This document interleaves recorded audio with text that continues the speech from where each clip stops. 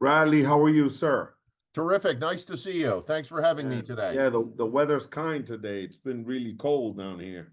It feels Uh, like a spring day in March, oh yeah, but we oh still yeah. got a ways to go before we get to some more sunshine Bradley, out here. let's get right into it for the sake of time and what recent give me some campaigns that you've worked on recently in terms of and tell me a little bit about yourself if you don't mind. Yeah, absolutely. Thanks for having me here. I run a political and public affairs data-driven firm. We use a range of different data, polling, deep analysis of the voter file, focus groups, and a lot in the way of harvesting information from voters through text messaging and through phone banks to help inform decisions that candidates or campaigns or independent third party groups are looking to do, or on the public affairs side, working to get people animated and in touch with their elected official. We have been running our firm for about 7 or 8 years right now. Before then, I had about a 10-year career working for a company called Penn and Schoen. They were the original pollsters for Ed Koch. Got a chance to work with them, covering about 40 states and about 10 or 12 foreign countries. Big luminary names like Mike Bloomberg, Hillary Clinton, many, many others, candidates all around the country and all around the world, including places like Venezuela, Bermuda, Ukraine, Macedonia, Israel. So my expertise is really about how do we use data that we are gathering from either the voter file or public opinion research to inform what to say and to whom to say it to in a very, very cluttered media ecosystem where people are not eager to hear lots and lots of detail. How do you come up with a message that's going to stick in people's minds and be remembered? Give me some recent campaigns just to put so people can wrap their heads around your more recent work, right? Because Yeah, that's so what we did about 7 or 8 different public polls about the mayor's race back in February. We wrote an op-ed based on our polling that said Zohran was surging, and people said, "What, are you crazy? Are you working for him?" I said, "No, the voter file says very clearly that there's going to be an anti-Trump surge vote that's going to turn out," which they ultimately did. So we did about 7 or 8 different public polls. We were involved in a couple of historic races. We helped Brad Hoylman Siegel become the first LGBTQ elected official in the history of Manhattan's borough president race. In the Bronx, we helped Vanessa Gibson become the first black woman ever elected to the borough president's race.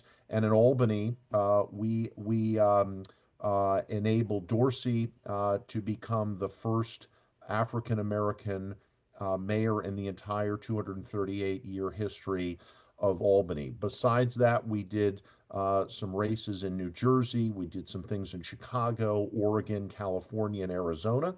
But we have been a part of lots and lots of different campaigns since the inception of our firm 7 or 8 years ago. We've probably, with my prior background, hit about 46 different states, working on mayor's races, council races, state legislative races, congressional races, up to U.S. Senate and governor's races around the country. Brad, what does this recent Siena poll tell us about the incoming mayor, Mamdani? It seems like people are not opposed to raising taxes. People widely support universal child care. What did you make of the poll, and what, again, for the layperson, anything stand out in terms of his movement, popularity, areas he needs work in? What did you come back with as a pollster when you saw the numbers that came back? Let me answer this by first talking about the governor, and then, because I think it relates to, it's the tail that wags the answer to your question. What the poll found was that Kathy Hochul is in a very, very strong position against Lee Stefanik, who is in a strong position in a Republican primary against Bruce Blakeman. What the poll says, however, when you look underneath the surface, because I think that some of this is a reflection of her name recognition advantage. We're talking about a county executive in one case and a member of Congress from a more rural part of the state where there's less media attention. The underlying dynamics in terms of people that approve of Kathy Hochul's job performance, that have a favorable or unfavorable impression, or they're looking for somebody new, I think should give the Hochul team a great deal of trepidation about how strong her position really is. And I think that relates to the question that you're asking right now, Roberto, which is when you go out and do a survey about should we tax millionaires right now at a higher rate, people are of the mind they should. If we are talking about universal child care, people say generally that sounds like a good idea. The question is, much of what Mamdani campaigned on, and he ran a very effective campaign. He garnered a great deal of attention and passion for what he was doing. A lot of the things that he needs help doing require him to go up the river to Albany.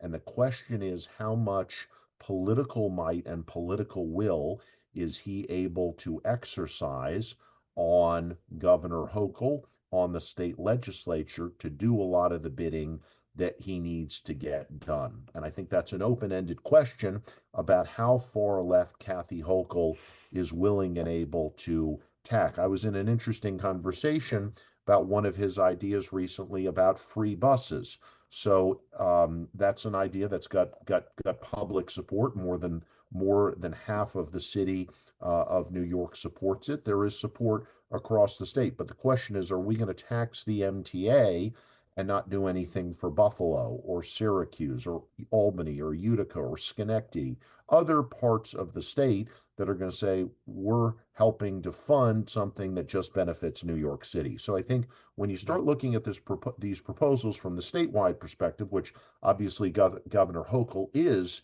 she's going to have to start making some decisions about why is she not doing some of those same things. And so I think she's probably looking more seriously at universal childcare, because that's something you can do across the whole state, but that's even a multi-billion-dollar exercise. So it's going to take a lot of politicking to get there. What about the numbers about directly related to Zohran, right? Someone yesterday talked about he got sort of made progress with certain demographics in terms of his popularity from primary general till today. Anything stand out in those numbers? Yeah, and we have some polling that's coming out, which I'll allude to generally, that in some cases aligns with Siena, in some cases goes a step further. What I think the Siena poll showed is that his general personal favorability has gone up. He's a very charismatic, easy to like, hard to dislike figure. He's got a lot of youth, he's got a lot of energy, and I think people are tapping into that. And as they see him, and he's a very, very smart guy and an excellent communicator, his numbers are going up in terms of his personality attributes. I think one of the things that people are trying to work through in their mind, and this is a little bit of a paradox, which is on one hand, they're saying a lot of what he's talking about is popular, are things that people think are needed in the city. We did a poll, even municipal grocery stores tests over 50% approval. People are feeling the affordability crisis very, very acutely, and he's got a range of solutions that people think are directly responsive to the concerns that people have. The question is, and where he starts to go into an area where there's less support, is when people start to think through the consequences. Yes, they support taxing millionaires. Yes, they think big business should pay more. The question is, what are the ramifications on the city budget if businesses are to leave, businesses are not to hire as many people, and the top 1% or 2% decides that they're going to pick up and leave town? I was reading something about Ken Griffin in Chicago, who's moved down to Florida, and the enormous gap that just him leaving the state created. So I think when voters start to think about what are the public policy consequences of trying to pay for this, especially at a time where there's less money that's likely to be flowing to New York, both from Washington but also from Albany, that's where voters are more divided and have some questions about what are the longer term implications about his policy proposals. Question for you now. This is like a general question. What is the Bible for pollsters? Separate of your work, what is the equivalent of the New York Times for pollsters? Which one do you look for, and which, in your humble opinion, has the most accurate Yep. data and numbers? Quinnipiac, Siena, New York Times. Yep. In all your years doing this work, which one do you say, you know what, they get it right most of the time? Yeah, Understanding that this is an imperfect science. Who are the guys? Nate Silver, I forget what their names are now, but the guys are most 9 times out of 10 are right who's going to win the presidency, right? yeah, I think he got it wrong this time with Kamala, right? yeah, But most of the time, go ahead. absolutely.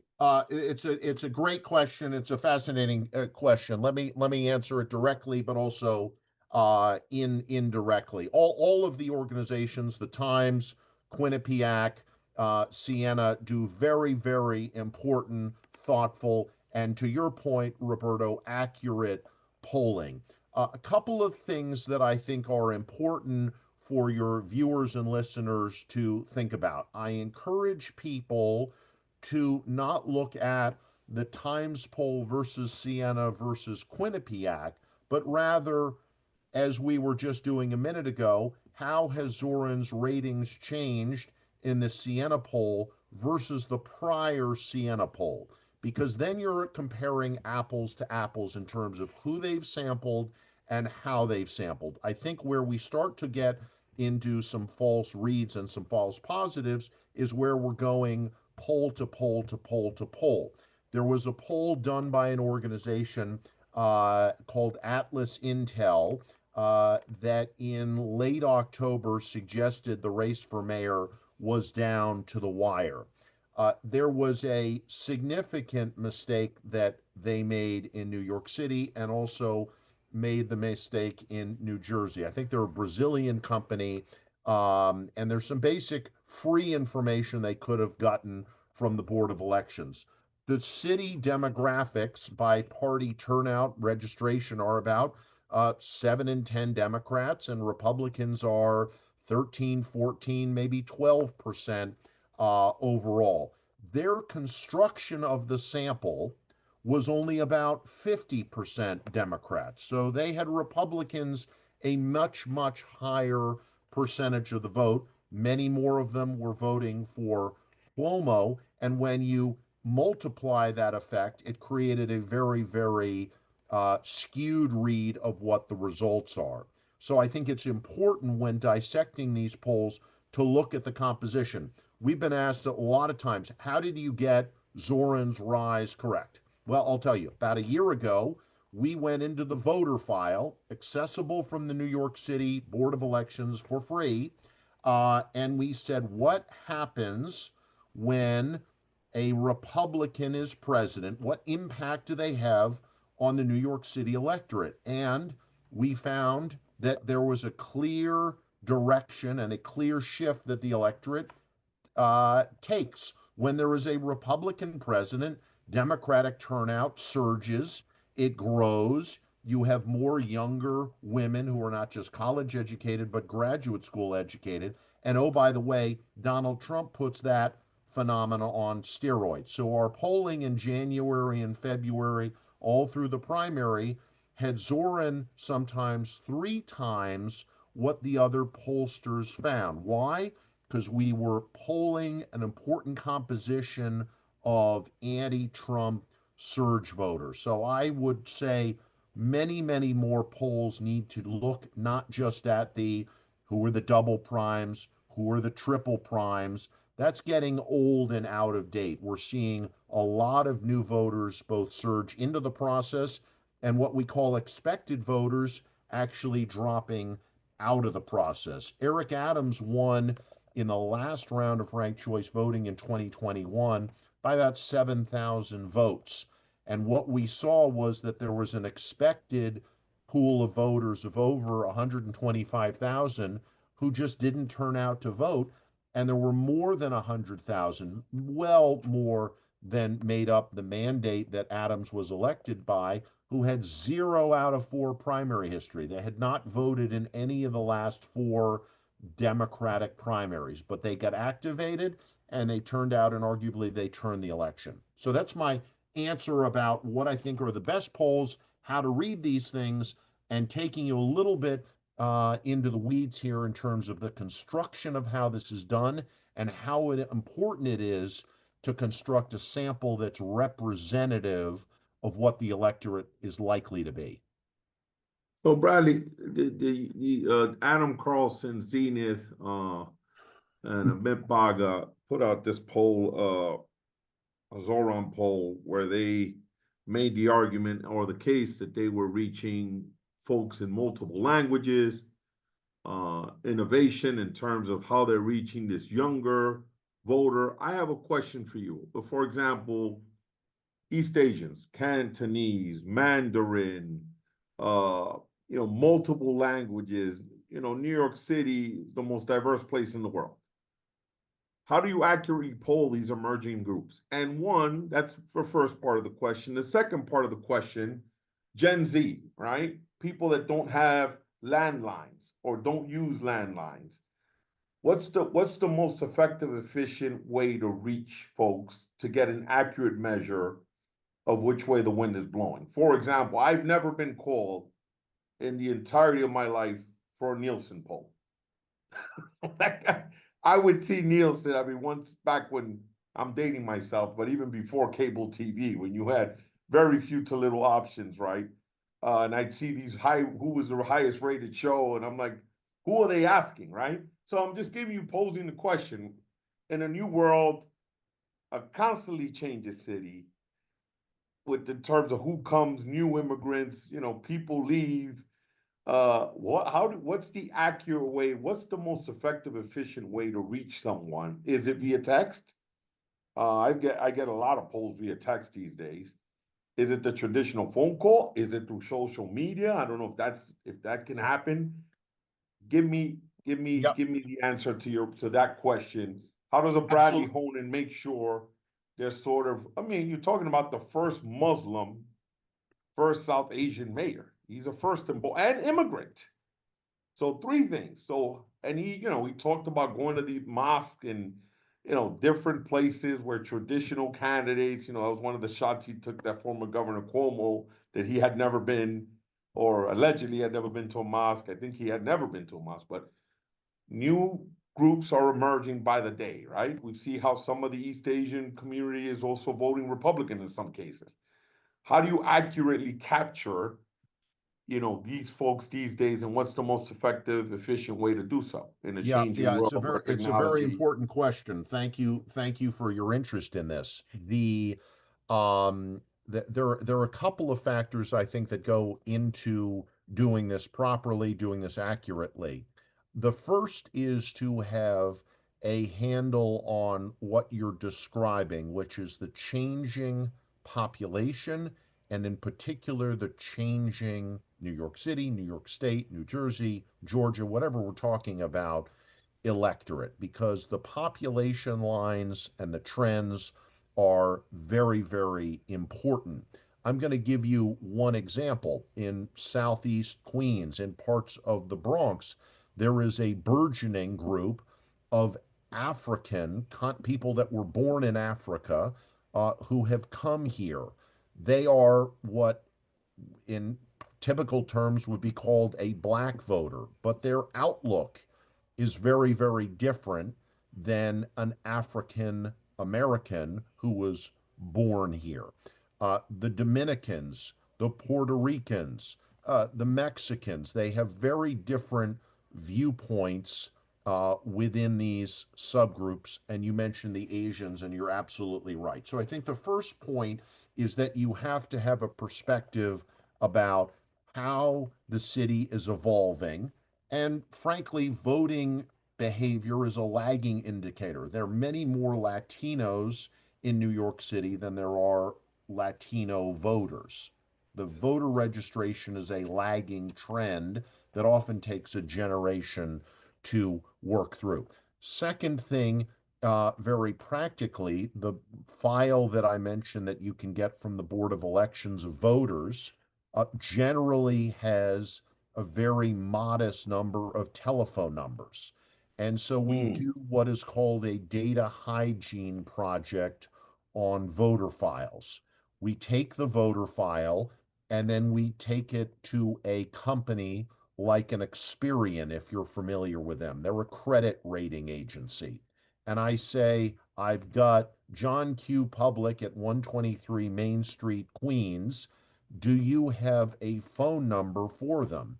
And generally the answer is yes, we do. So before we do any polling, we take our voter files to a commercial database and try and append as many phone numbers as possible. In particular, we are very interested in cell phone numbers because people are responsive to a phone call to their cell phone and responsive to a text message to their phone in a way they're not to their landline if they even have one. So if we're talking about new emerging groups of voters who are younger and people who are from certain ethnic communities, got to have their cell phone.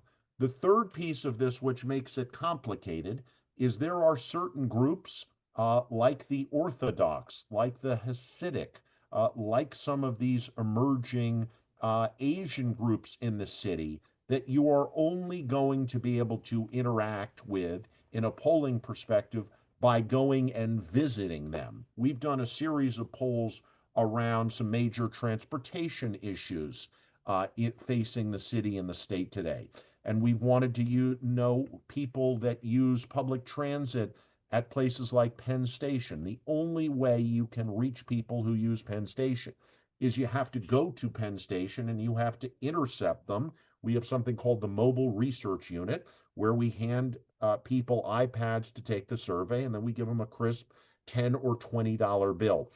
That's how polling started under George Gallup in the 1930s, going to people's doorstep and having their opinion taken at the door. I think we're going in that direction. Interestingly, where I have done work overseas, in places like Venezuela, where there's enormous amount of concern about people's personal safety and security, what we found is that knocking on people's doors actually created more of a vote for the authoritarian leader, in that case, Hugo Chavez, because people were concerned that if we knew where they lived and they were saying somebody other than Chavez, that troops would come to the door and the police would come and beat them up. So what we found was a better way to do the polling was to intercept people in public squares, at farmers markets, and have somebody wear a backpack, hand out 100 surveys, and then say, when you're done, hand it into my backpack.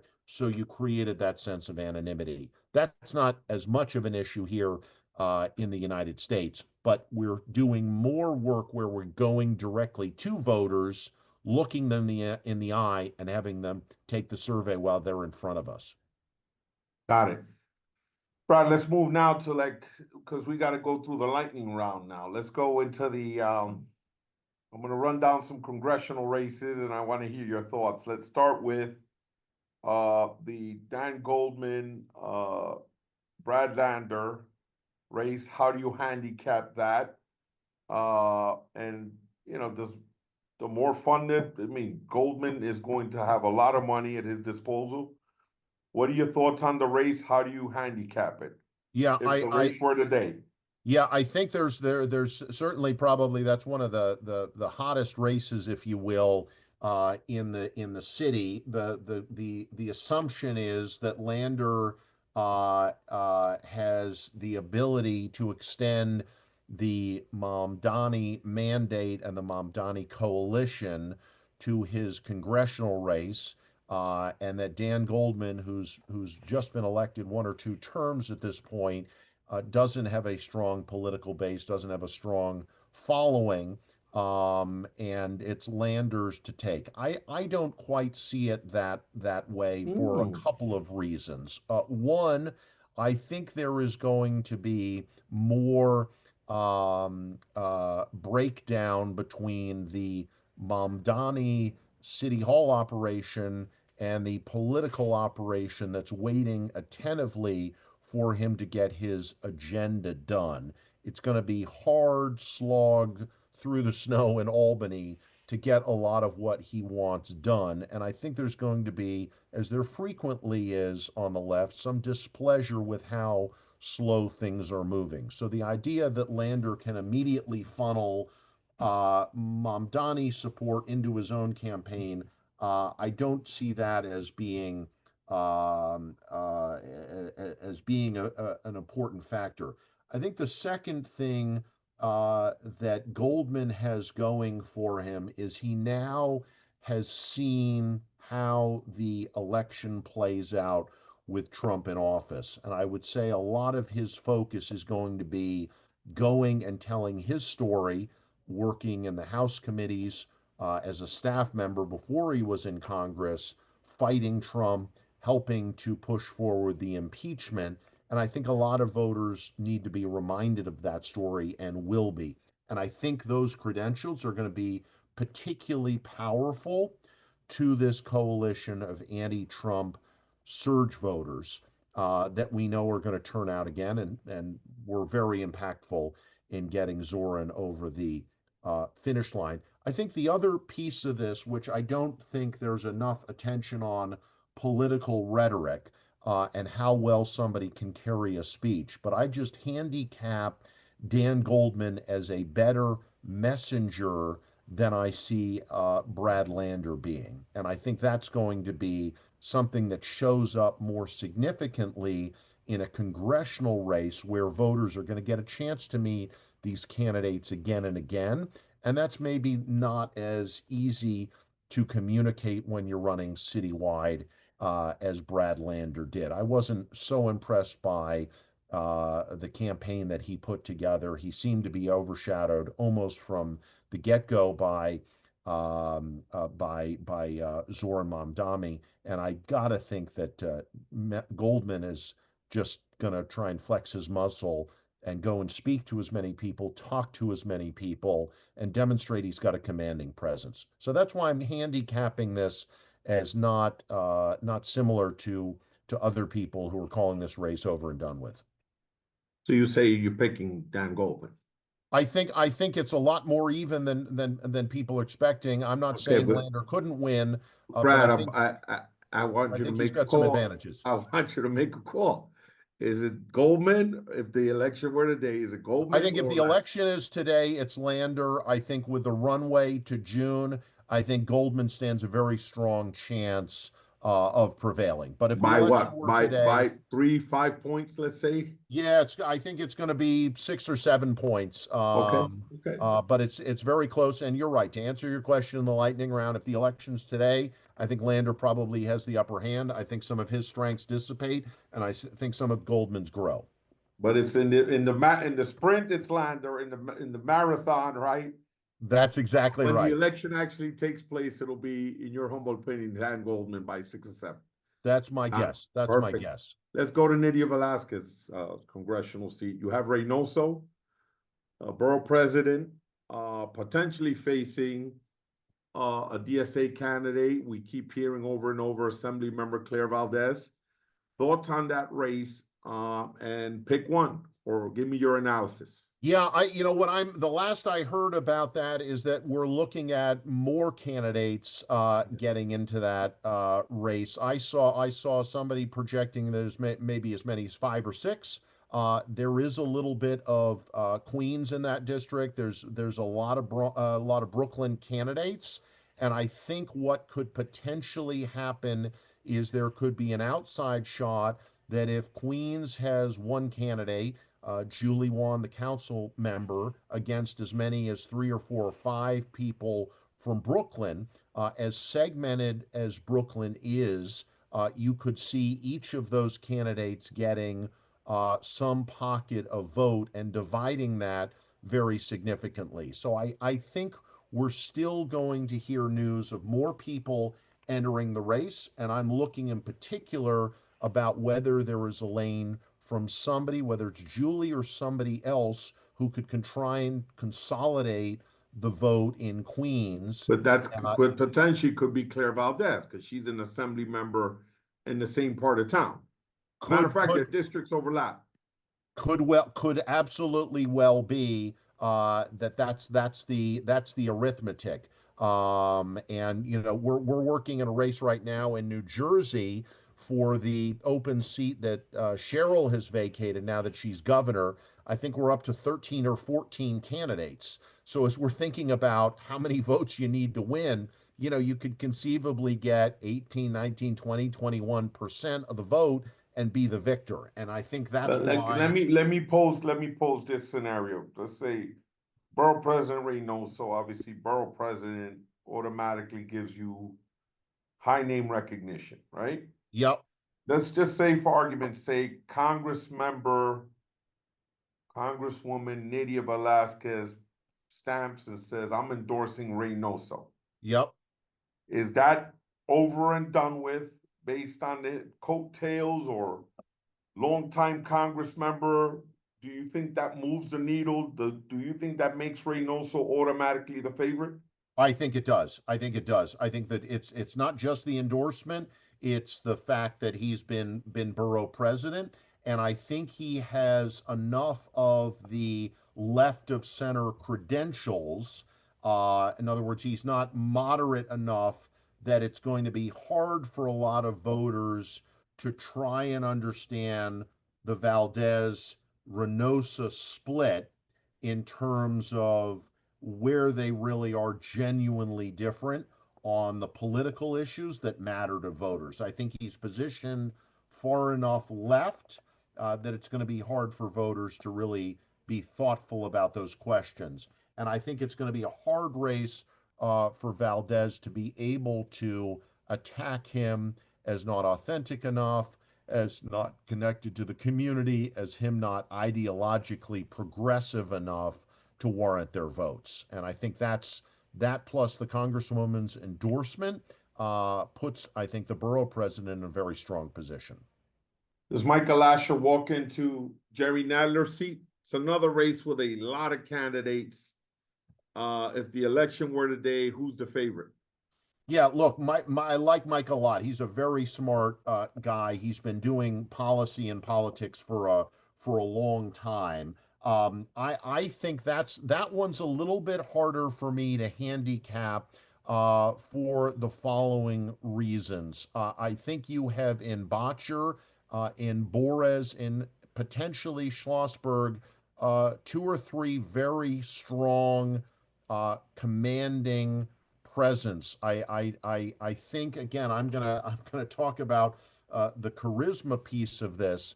Eric Botcher, in full disclosure, we're not working for him in this race, but we've done work for him in the past. Is a very commanding, articulate presence. Again, we're not talking about a mayor's run. We're not talking about a run for a governor across the state. He just has a lot of charm and charisma.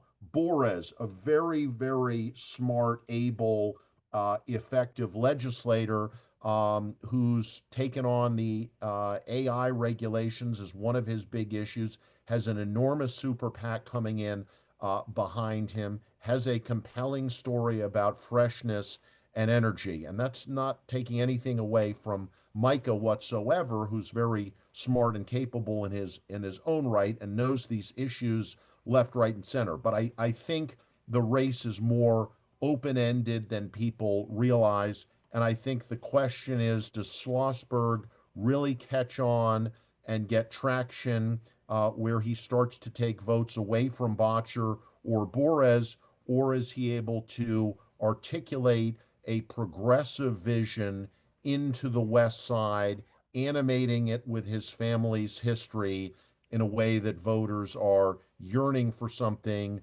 big and bold and new that they don't potentially see in the other candidates. So that one is harder for me to really handicap for you today. I'd say Micah's maybe a little bit more of a favorite now, but I think he's got a very, very challenging race against two or three very, very able competitors.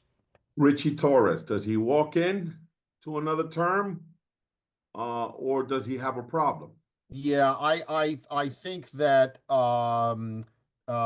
did I see there's one more person, Assembly Member Septimo, who's now Yes, making the correct. It's race? Michael Blake, Yep. former Assembly Member Michael Blake, and Assembly Member Amanda Septimo. And I thought maybe there's one or two others. Okay, that those are the Those are two certainly the main I ones. yes, Look, correct. I don't, in fairness to Michael Blake, he must have quite a connection to the people that fuel his candidacies because he keeps running and losing and running and losing and doing it again. How he gets funded again, he must have a set of true believers. Look, I think Richie Torres is a very, very um, able politician, very, very smart, very articulate.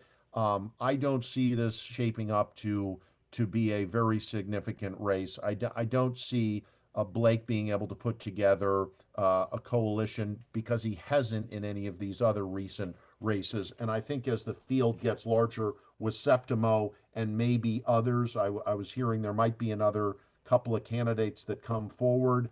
I think if you're anti Torres, you now have three or four choices, and it's going to be hard for any one of them to stand up and catalyze that vote in opposition to Torres. So I think that ends up being more of a snoozer than people are expecting. I don't think Richie. I haven't talked to him about it, but I wouldn't think that he'd be nervous about it the way the field is aligned right now. I just don't see that. He's a strong enough local congressman who's smart as whipper smart. And I think he's going to walk right into that seat again. Think Congressman Espaillat has any problem? He has someone as well running against him, a DSA person, and there's been rumors that Council Member Youssef Salam might be interested in taking him on.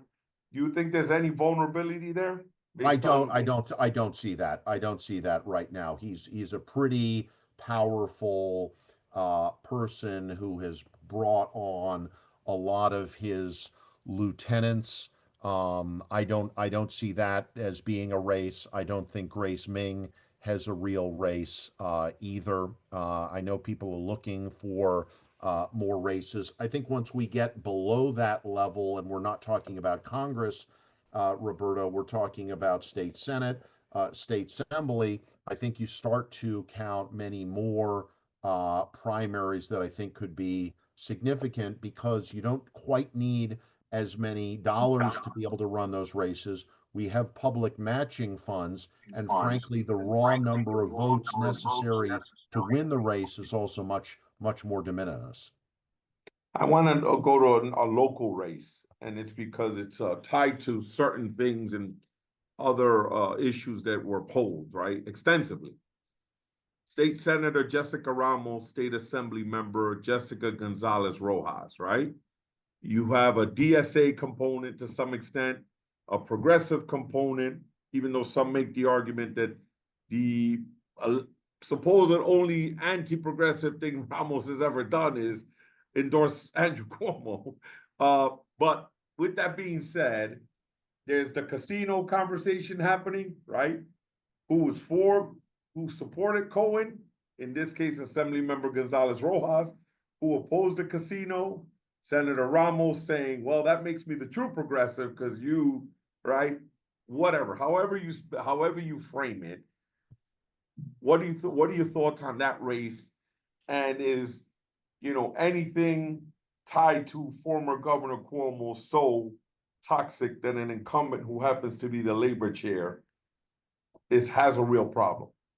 Yeah, it's a very good question. I think that as the campaign for mayor and particularly the primary, excuse me, campaign fades from memory, I think that connection running against Ramos because she endorsed Cuomo in the early part of June, a year later, I just don't see that having resonance with voters. Voters are struggling with affordability right now, with the cost of the holidays being more expensive. Having more people around the table to feed around the holidays is something that voters are struggling with financially.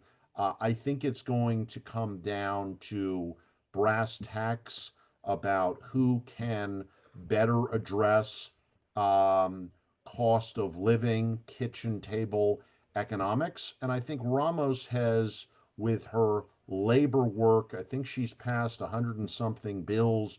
She's a very hardworking, prolific legislator. She has a very compelling personal story. And the idea that she's going to be undermined because of a political endorsement, I think, is way, way too inside baseball. I think there's going to be an expanded electorate. She's advantaged in that race because she and not her opponent speak Spanish. And so these new voters that are brought into the process are ones that she's going to be able to reach in their native language. I know everybody is on the inside the bubble obsessing about this race.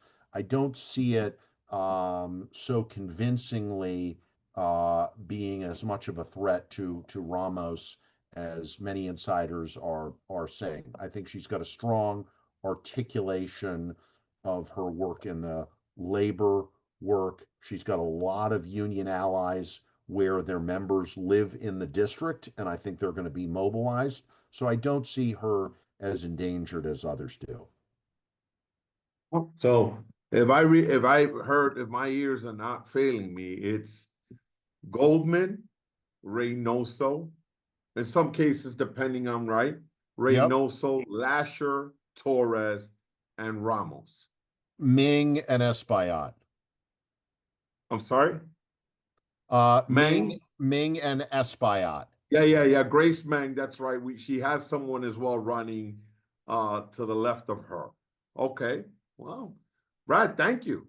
We covered a lot of ground. Anything? Okay. Well, here's the other question I have to ask you.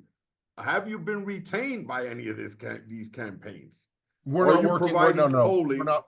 Yeah, Okay. yeah. No, I have to pose the question because Yeah. then some people may say, well, was he working on any of these campaigns? Is he We yeah, polling for any we're of these not folks? present. We're not presently working on any of those right now. The polling that I mentioned that we're releasing was done by ourselves. And Perfect.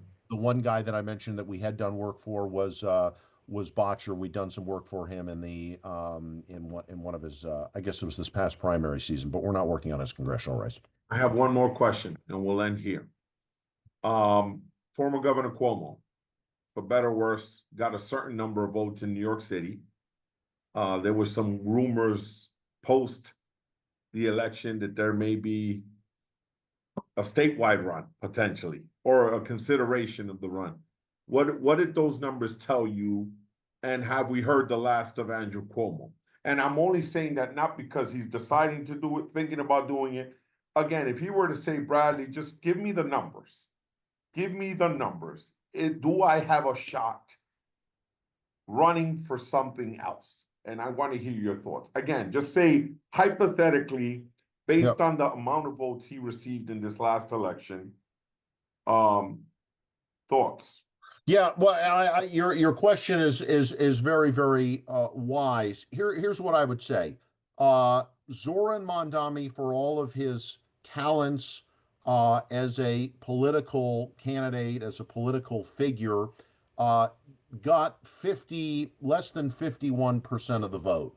And I think what him and his team need to be cognizant of is how modest of a mandate that is and how genuinely divided the city is. But yet he is being seen as a candidate who won an overwhelming mandate, which the data doesn't bear out.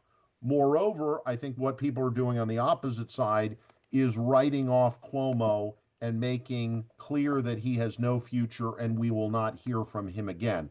I think that's, again, a second mistake to draw that conclusion from the race. What I think voters want right now and why there is displeasure with the party leadership in the city, in the state, and in Washington is voters are hurting and they don't see government and they don't see the Democratic Party with a clear plan about how to improve people's lives.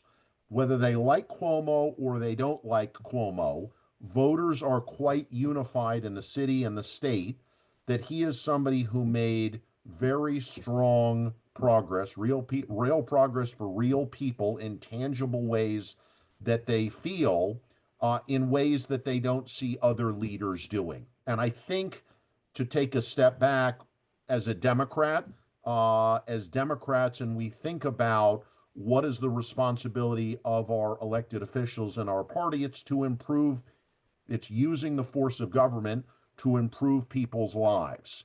And he has a very, very strong case to make at a time when I see that the party is struggling with this and where voters are getting more and more animated. There's a connection between Trump and Mamdani. I don't think the political spectrum goes like this. I think it horseshoes around, and there's a lot of similarity between Trump and Mamdani, and there's a sense that the system isn't working. I think for Democrats to chart a path forward, we're going to need candidates that can either articulate how they're going to use government or articulate experience. That's what voters keep telling us they want. And Cuomo has strong, strong credentials, I think, in both of those lanes. So I think it's a mistake to write him off. And I think it's a mistake to suggest that Mamdani has this overwhelming majority. Whether Cuomo's going to run for Congress, I don't know. But he's got a lot of attributes that voters are desiring right now. All right, let's wrap this up here with let's have some fun, Bradley. Who are the Kobe Bryant, Michael Jordan, and LeBron James of polling? Take yourself out. Jeff Pollack, right? The Greenbergs.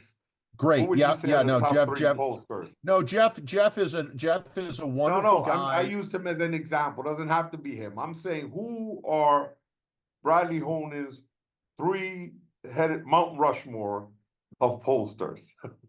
Minus, take yourself out of it. Three pollsters that when they speak, you say, oh, let me pay attention here.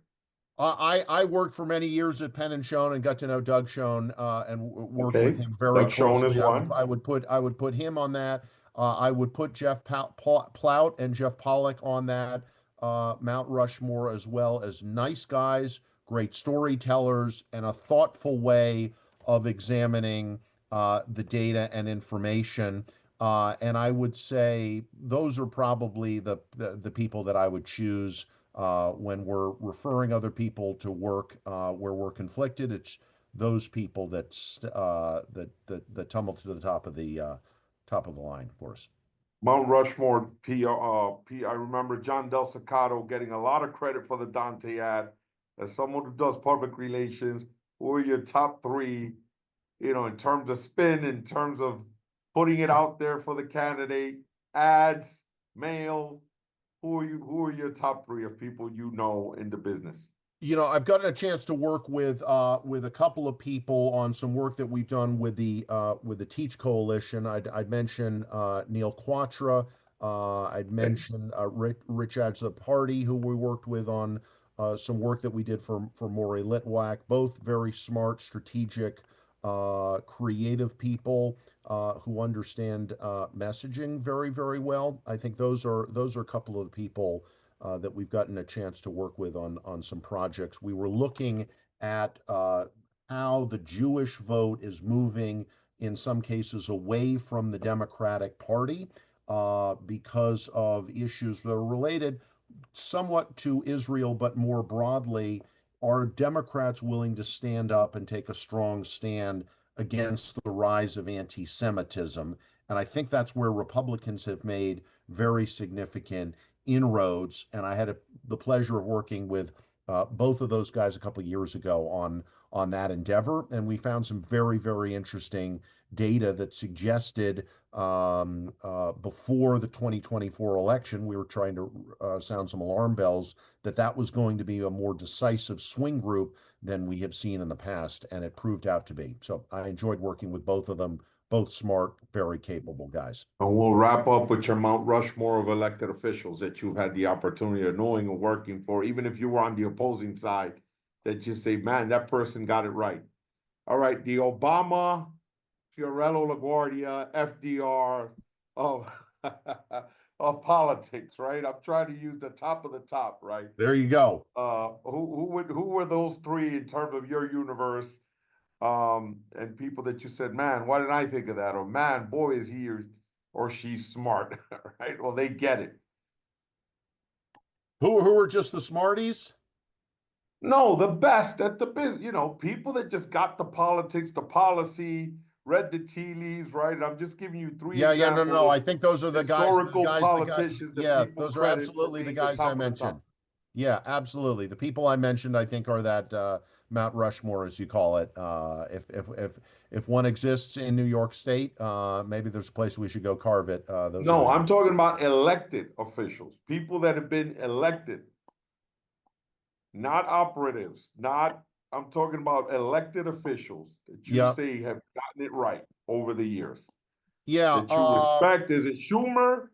Is it former Governor Cuomo to some extent? Is it Bill de Blasio? Is it Michael Bloomberg? Like, who are your top three in terms of the state? Yeah, look, I think I mean I guess some of it is my own bias. I got a chance. I started out in politics working in the Clinton White House, and I think that Bill Clinton was very, very talented, had a real sense of people and a real sense of the way the winds are blowing. I got a chance to work very closely with guys like Doug Schoen, but also Hank Scheinkoff, who I'd also put in that mix, who just understand messaging, who understand the will of the voters in a very sophisticated way. Got a chance to work for many years in and around the Bloomberg orbit, and just his sense of noblesse oblige, that he was going to be very successful in business, but he, at the end of the day, wanted to do the right thing for New York City at a very, very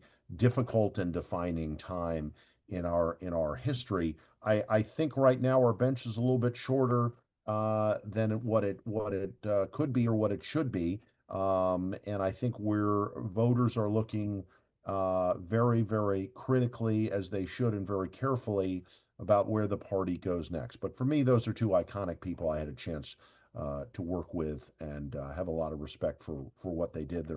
Neither of them are perfect, but I think both of them had their hearts certainly in the right places. Thank you so much for doing this. Hope you had fun. I know I did. Nuance World, and let's see. I mean, I like it because you put your neck out there and you made decisions and you made a call, meaning you made predictions, which is what I like. All right. So talk soon, Brad. Thank you so much for doing this. Terrific. Thank you.